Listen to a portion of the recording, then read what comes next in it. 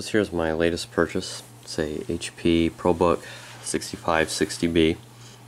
I wanted a laptop for a while, and was originally going to get a ZBook 15, but I decided to go with this because it was much cheaper and because I kind of wanted to enjoy this era of HP. So it is sort of a step down. A Probook, sort of like the base business type laptops. I think in this era though they were better than the EliteBooks at the time. I thought about getting an EliteBook from this era, but all the ones on eBay were pretty beat up and I didn't really like the design of them that well. Mainly the HP logo lit up like it was a freaking gaming laptop or something. Just not very professional. So I guess I'll go through the ports though quick.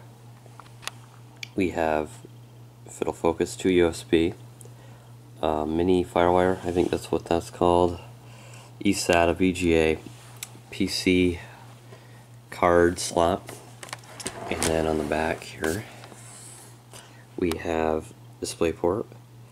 This is the battery, your serial modem. Kind of an interesting choice on HP's part to include that. Must be some purpose for it for certain businesses if they did though.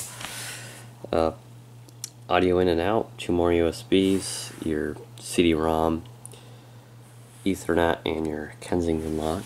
And that's all the ports except for the one that I forgot, which is kind of easy to forget, but of course it has an SD slot right there. So this laptop does have one problem.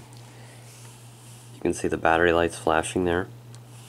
Now I have 2 other Probooks, both of them being the 14-inch model, and they also have battery issues with them not being detected like this one does. And I haven't really found the issue or a way to fix that yet, although I think it might be the hardware itself and not necessarily a battery, which is what a lot of people on the internet have said. And I mean, maybe I'm wrong with that, since there is no issues discussing it being a hardware issue. But I ordered a battery from China and it did not work, so I'm thinking maybe it's because it's a Chinese battery. Maybe it's like I got ripped off, I don't know. I paid $12 for it, so I'm going to try again to buy a HP, like a genuine HP battery. Try that and see if that'll work, and then if not, I'm going to have to get a new motherboard or power connector for this. But yeah, that's the main issue with this thing. Otherwise it's fine. The keyboard on this is absolutely beautiful. It's a very good keyboard. It's a little worn, but I honestly don't mind the feel of the caps worn down. It's like they feel better than like the numpad, which is not worn. It's like hardly ever used. Another cool thing about the keyboard is this is the same on other HP laptops I've seen, but the numlock light is built into the keyboard. It actually looks very nice. Nice blue LED, and the caps lock as well. And I don't actually think there's a scroll lock on here, which I don't really care about. But when I first got this, I actually thought this would become annoying, the arrow keys being so small here, but from using it, it's not that bad, and you just sort of get used to it. So at least I have. I mean, like a really cool, just odd feature I noticed about this that I really like is there's a dedicated calculator button, which I'm sure is very helpful for a lot of people to be able to just, oh, I need a calculator. Just hit that button there and it pops right up. And I've actually used it since I noticed it. Then of course you also have your Wi-Fi on and off. I imagine that disables the internet and sound mute, which is also very nice. So, and obviously to access all these keys here, you have to press function first. The Split X2 that my family has, I believe on it, you just press like sound, and I don't even think they highlight the F keys. But I prefer this method more because those are important keys even though you don't use them that much. I have Classic Shell installed, so I get a real start menu, which is nice. I haven't that installed on like all my Windows PCs after Windows 7, so 8.1 and up. Yeah, I think that's about it for this. For the software side of things, otherwise it's relatively standard. So let me flip it upside down here. I actually have to take the cover off this quick. Has my name and along with the inventory number on it. I don't care about that, I just care about my name and phone number. So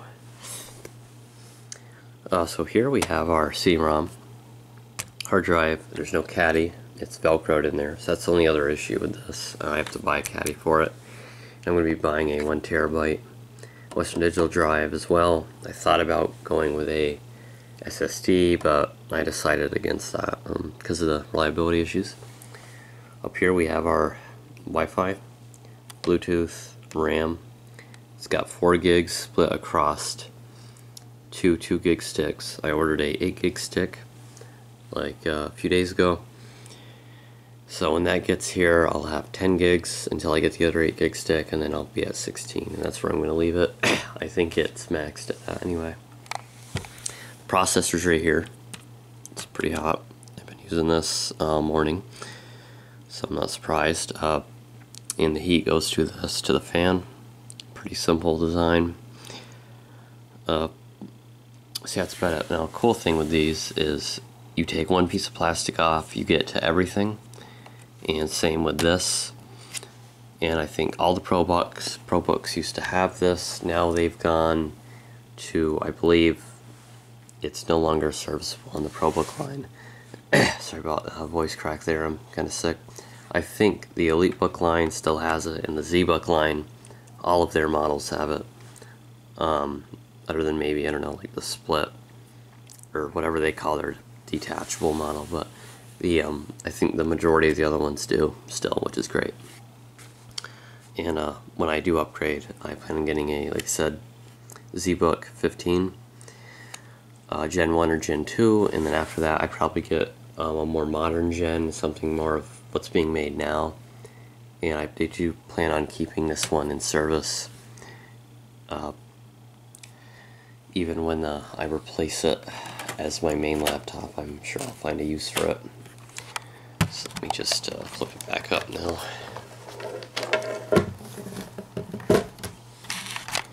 I do plan on expanding my laptop line. About 6 right now. This is the only one I use like at all. The other ones are just like collectibles. So I do plan on expanding what I have. 2 more. I'm thinking, you know, I'll do videos on them and my reasons for buying them and stuff when I get them. But yeah, I think that this pretty much sums up this laptop. I'll have some videos on it in the future, most likely.